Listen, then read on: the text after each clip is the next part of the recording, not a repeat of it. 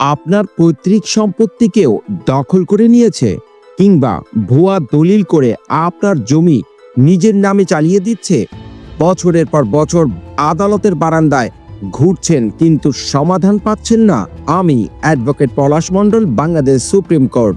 জমি নিয়ে মামলা মানেই অনেকে মনে করে জীবনের শেষ, কিন্তু সত্যিটা হলো সঠিক কৌশল এবং আইনি ধারা জানা থাকলে জমি পুনরুদ্ধার করা সময়ের ব্যাপার মাত্র।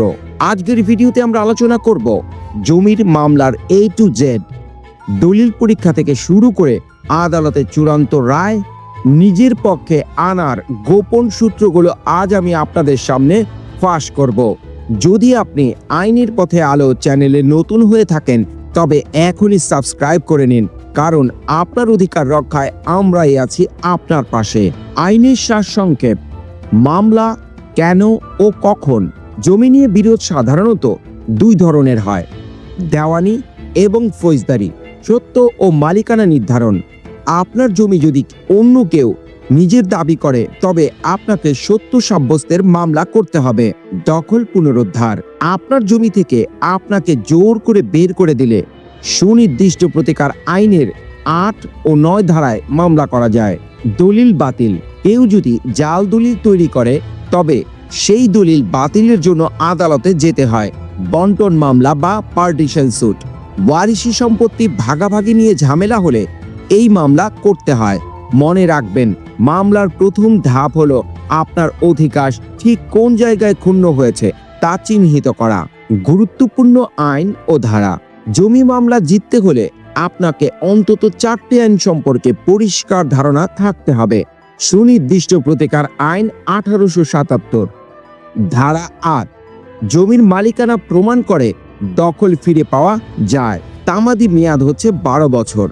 ধারা 9, মালিকানা থাকুক বা না থাকুক, জোরপূর্বক দখলচ্যুত হলে 6 মাসের মধ্যে মামলা করে দখল ফিরে পাওয়া যায়।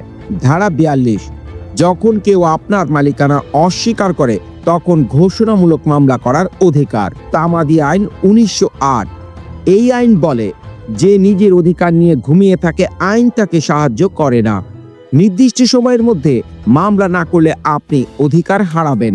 রেজিস্ট্রেশন আইন: দলিল যদি রেজিস্ট্রি না হয় তবে তার আইনি ভিত্তি অত্যন্ত দুর্বল। আবার 1908 সালের রেজিস্ট্রেশন আইনের সংশোধনী অনুযায়ী বাইনা দলিলও এখন রেজিস্ট্রি করা বাধ্যতামূলক। ভূমি অপরাধ প্রতিরোধ ও প্রতিকার আইন 2023।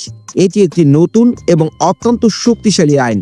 এখন দলিল জাল করলে বা জমি দখল করলে সরাসরি জেল বা জরিমানার বিধান রয়েছে।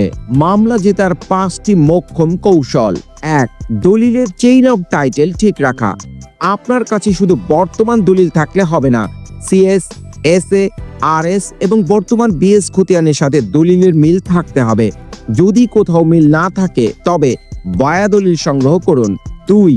নামজারি বা মিউটেশন: দলিল থাকলেই আপনি পূর্ণ মালিক নন যতক্ষণ না আপনার নামে খতিয়ান বা নামজারি হচ্ছে। মামলার আগে বা চলাকালীন নামজারি রেকর্ড আপনার অবস্থান শক্ত করে। 3. দখল প্রমাণ করা: আদালত দেখে জমির দখলে কে আছে। খাজনা রসিদ, বিদ্যুৎ বিল এবং স্থানীয় সাক্ষীদের মাধ্যমে প্রমাণ করুন জমিটি আপনার ভোগ দখলে ছিল। 4.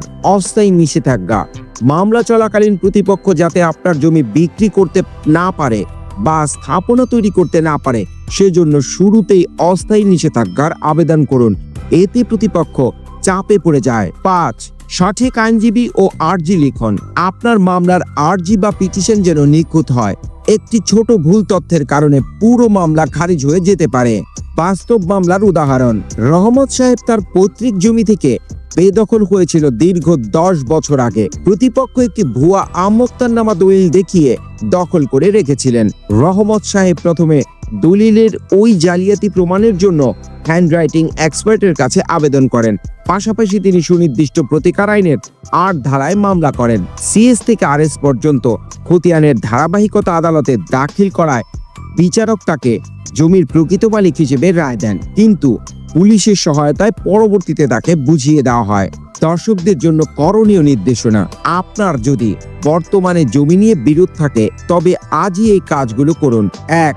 আপনার দলিলের সার্টিফাইড কপি ভূমি অফিস থেকে তুলুন। 2. অনলাইনে আপনার খতিয়ানটি চেক করুন। 3. যদি দখল হারিয়ে থাকেন, দেরি না করে থানায় একটি সাধারণ ডায়েরি করুন এবং আইনজীবীর পরামর্শ নিন। 4, বিবাদীর সাথে তর্কে না জড়িয়ে কাগজপত্রের লড়াইয়ে মনোযোগী হন। করণীয় আহ্বান: জমি আপনার অধিকার, আর সেই অধিকার রক্ষায় আপনি আপনার সবচেয়ে বড় অস্ত্র কি? সঠিক সময়ে পদক্ষেপ নিলে জয় আপনারই হবে। আজকের এই ভিডিওটি যদি আপনার উপকারে আসে তবে শেয়ার করে অন্যদের জানার জন্য সুযোগ করে দিন। আপনার যদি জমি সংক্রান্ত কোনো নির্দিষ্ট প্রশ্ন থাকে তবে নিচে কমেন্ট বক্সে কমেন্টস করুন, আমরা উত্তর দেওয়ার চেষ্টা করব। আইন জানুন, সচেতন হন। নিয়মিত আইনি পরামর্শ পেতে সাবস্ক্রাইব করুন আমাদের ইউটিউব চ্যানেল আইনের পথে আলো। মনে রাখবেন, অন্ধকারের পথ নয়, আমরা হাঁটবো আইনের পথে আলোর সন্ধানে। ধন্যবাদ।